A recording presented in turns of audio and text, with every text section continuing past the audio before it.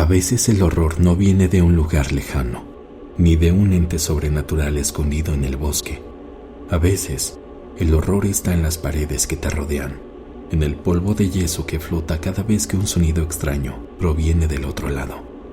A veces, el horror está en lo que dejamos atrás, o en lo que creemos haber enterrado. Mi nombre es Julián, y esta es la historia de cómo una remodelación en el edificio donde vivía reveló algo que no debió ser encontrado, algo que nunca debió ser despertado. Vivía en el cuarto piso de un edificio antiguo en la ciudad, nada extraordinario, pasillos largos, vecinos huraños, una mezcla de humedad y pintura barata impregnada en los muros. El administrador del inmueble, un tipo gordo y nervioso llamado Don Félix, llevaba semanas hablando de unas obras que iniciarían para mejorar la seguridad estructural. Cuando los obreros llegaron, con sus mazos, barretas y su lenguaje lleno de maldiciones, comenzó la caída. Todo empezó con un muro falso. Lo descubrieron en el sótano del edificio, al fondo de un pasillo que normalmente estaba cerrado con candado. Los trabajadores, sin consultarlo con nadie, comenzaron a golpearlo con mazos hasta que se abrió una brecha. Según ellos, había detrás una habitación, tapizada, sin puertas, sin ventanas, solo 4 paredes de concreto recubiertas de yeso antiguo y ennegrecido. Yo lo supe por casualidad. Una mañana bajando la basura, vi salir a uno de los obreros empapado en sudor, la camisa rasgada y sus ojos como platos. Le pregunté si todo estaba bien, y él solo murmuró: «Allá adentro hay algo raro, jefe, eso no es normal». Me reí nervioso. Pensé que hablaba del olor a podrido o de alguna rata gigante, pero esa noche, mientras trataba de dormir, escuché golpes. No eran golpes de martillo, era como si un cuerpo pesado se estrellara contra el concreto desde adentro. No pude dormir esa noche. Me levanté al menos 3 veces a mirar por la ventana del pasillo, y cada vez el silencio se hacía más profundo. Pero al fondo, en esa dirección maldita del sótano, había un zumbido, como si algo respirara, no una persona. Sonaba como un tubo grande, pero jadeando con esfuerzo. A la mañana siguiente, bajé al mini súper de la esquina. El joven que atendía, Leo, me preguntó si había visto las noticias. No entendía a qué se refería, entonces me mostró su celular. Un video se había vuelto viral en la zona. Uno de los obreros del edificio donde vivía, el mismo que había hablado conmigo, fue grabado corriendo por la calle en ropa interior, sangrando por la boca y gritando cosas ininteligibles.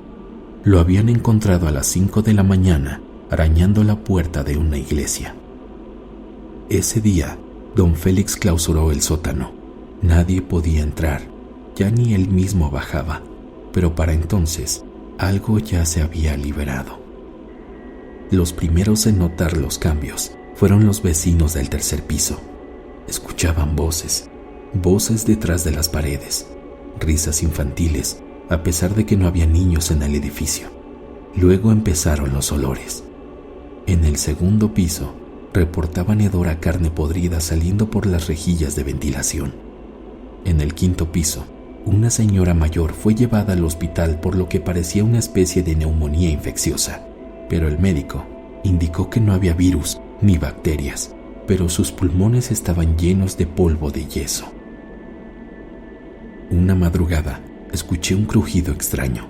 Provenía de la pared de mi recámara, justo donde colgaba un cuadro viejo de mi padre. Me acerqué y noté que el cuadro vibraba ligeramente. Entonces lo retiré y vi cómo la pared tenía una grieta, fina y larga, como una vena reseca, abriéndose paso entre las capas de pintura y yeso. Me acerqué más. Había un sonido.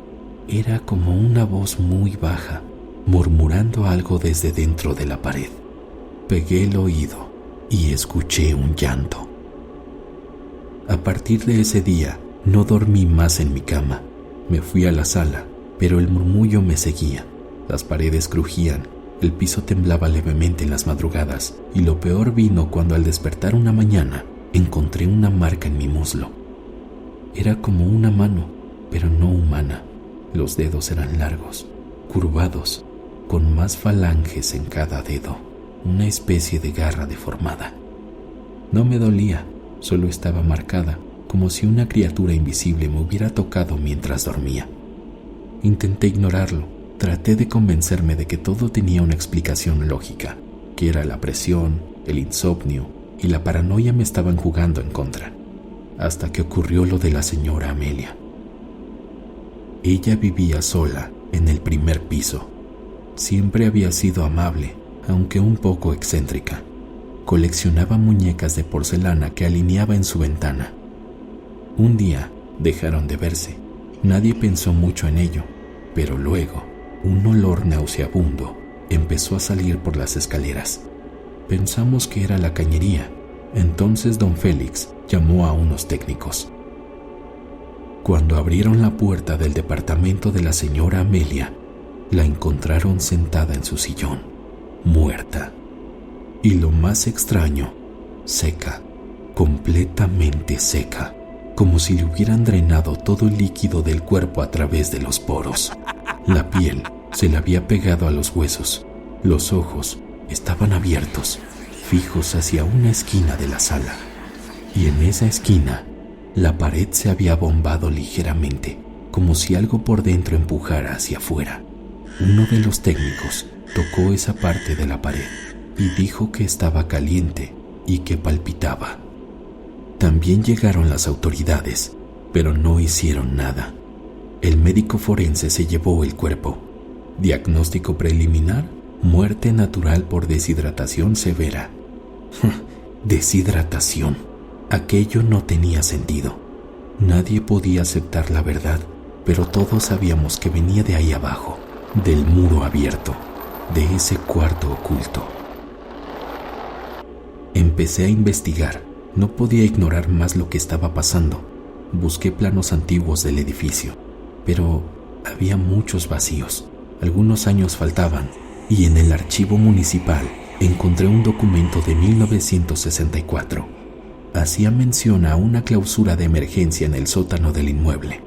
No decía por qué, solo que se había ordenado sellar por motivos de salud pública y alteraciones mentales en residentes, y lo firmaba un psiquiatra del Hospital Central. Volví a casa esa tarde con una sensación terrible en el pecho. Sabía que me estaba metiendo en algo que debía dejar quieto, pero ya era demasiado tarde. Esa noche escuché algo arrastrarse. Fue cerca de la 1 de la mañana. Estaba en el sofá. Había apagado todas las luces intentando descansar un poco, y lo escuché. Un roce leve, como garras rozando concreto, subiendo lentamente por la pared, desde el primer piso hasta el cuarto. Me puse de pie, caminé hacia la puerta, y del otro lado del pasillo, las luces parpadeaban. Se fue la energía por unos 3 segundos, y al regresar, vi una silueta frente a mi puerta. No era un vecino, era otra cosa. Era alta, encorvada, como si no pudiera estar de pie. Su piel, o lo que fuera que cubriera su cuerpo, era grisácea y tenía la textura agrietada del yeso viejo. Sus brazos colgaban hasta las rodillas y la cara no tenía ojos, solo una hendidura vertical, como si alguien hubiera tallado un surco desde la frente hasta la barbilla. Me quedé paralizado unos segundos.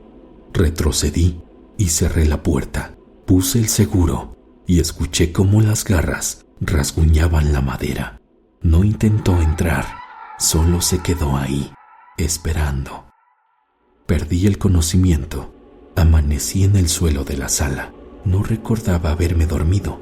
Tenía sangre seca en la comisura de la boca y un zumbido punzante en los oídos. Cuando me incorporé, noté algo más.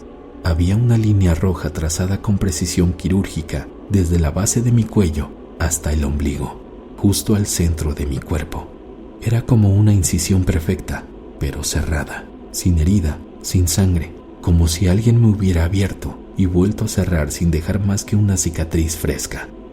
Llamé a la policía, a los paramédicos, a quien fuera, pero cuando llegaron, Yo ya no estaba seguro de lo que había visto. No había marcas en la puerta, ningún rastro. Me dijeron que probablemente fue sonambulismo. Me miraron como a un loco. Uno de los oficiales, mientras se iba, se rió de mí diciendo: «Ya van varios en este edificio con lo mismo. A lo mejor el yeso tiene plomo o algo». Esa noche decidí bajar al sótano. Llevaba una linterna, un cuchillo de cocina y un encendedor. El pasillo que llevaba al cuarto estaba oscuro, húmedo, cubierto de moho. La puerta metálica que habían puesto los obreros estaba abierta, como si alguien la hubiera arrancado desde adentro. Y dentro, el aire olía a tierra podrida. El cuarto oculto estaba ahí, abierto como una herida en el concreto. Me acerqué. El suelo estaba cubierto de polvo gris. En las paredes había marcas de uñas. Alguien o algo había estado allí por mucho tiempo. Pero lo más perturbador fue el centro de la habitación. Una figura encorvada, sentada, hecha enteramente de yeso. Parecía una escultura, pero respiraba. Sí, respiraba. Su pecho se expandía lentamente, se agrietaba con cada inhalación.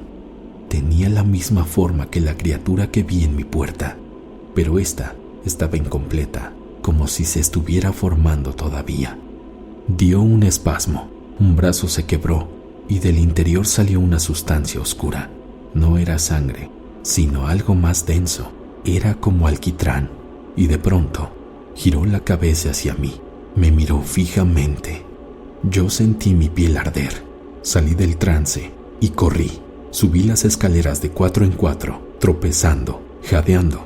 Llegué a mi piso, cerré mi puerta y comencé a vomitar y después a llorar. Ese día me di cuenta. No era una criatura, era un molde, una carcasa, y estaba creciendo cada día más. Pasaron 3 días. Cada noche escuchaba los pasos. Cada día más vecinos desaparecían. El señor del 5.º piso, la pareja joven del 2.º, don Félix, fue hallado colgado en la recepción, con los ojos arrancados. Solo quedábamos 5. Intenté hablar con los demás, pero nadie quería abrir sus puertas. Estaban aterrados, y yo también. Una noche desperté sin saber cómo había llegado al pasillo. Estaba desnudo, cubierto de polvo blanco. Tenía trozos de yeso en las uñas y una sonrisa extraña, como si algo dentro de mí se sintiera satisfecho. En ese momento lo entendí. No era que la criatura salía de la pared, era que entraba en nosotros. De alguna manera nos poseía. Pasaron 3 días más. Perdí la noción del tiempo. Me despertaba con sangre seca en las uñas, con las manos llenas de polvo. Algunas noches me encontraba a mí mismo hablando en voz baja frente a la pared, como si alguien estuviera del otro lado, escuchándome, como si lo esperara. Una madrugada, el yeso comenzó a abrirse. En la pared de mi recámara, la grieta se ensanchó y del interior salía ese líquido espeso que olía a óxido y carne cruda. Era como si algo estuviera desgarrando la estructura desde adentro, y de pronto surgió esa garra, larga, compuesta de articulaciones imposibles. Un dedo, luego otro y otro, hasta 6. Se estiraban, se retorcían, se arrastraban por mi suelo como si buscaran apoyo. Y luego, una cara. Aquella cara sin ojos, solo la hendidura vertical con decenas de dientes, se abrió como una flor carnívora y dijo mi nombre: Julián. Aquella voz era mía, era mi tono exacto, como si me escuchara desde una grabación o desde mis propias cuerdas vocales. Me paralicé, el cuerpo emergió retorciéndose, los huesos crujían como ramas secas, el torso se abrió en canal desde el ombligo hasta el cuello, revelando miles de dientes. Aquel cuerpo respiraba por esa herida y caminaba hacia mí. Yo sabía lo que iba a pasar. No iba a matarme, iba a usarme. Me desperté en la azotea cubierto en yeso, inmóvil, enterrado hasta el cuello. A mi alrededor había más figuras. Eran todos los vecinos, con los ojos abiertos. Parecían esculpidos en yeso, pero vivos. Una voz habló desde dentro de mí. Ya no necesitas moverte, Julián, solo recordar. Mis músculos no respondían, mis ojos ardían, pero yo entendí. Esa cosa había estado encerrado por décadas. Era un molde de conciencias, un parásito arquitectónico. Se alimentaba del yeso del edificio, del polvo inhalado por los pulmones, de los recuerdos y de la carne seca. Se metía en las paredes, en las grietas, en nosotros.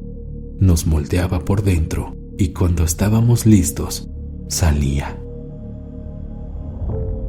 No sé cuánto tiempo ha pasado, pero ha pasado el suficiente.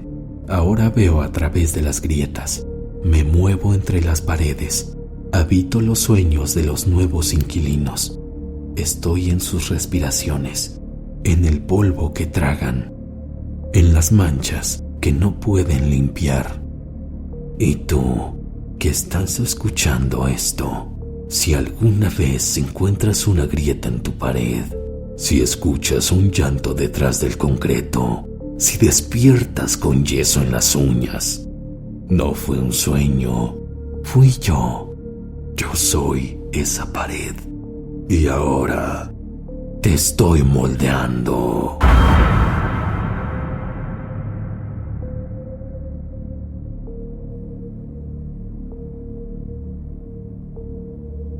Deja tu comentario, suscríbete y comparte. Y recuerda, no tengas miedo, yo siempre estaré contigo.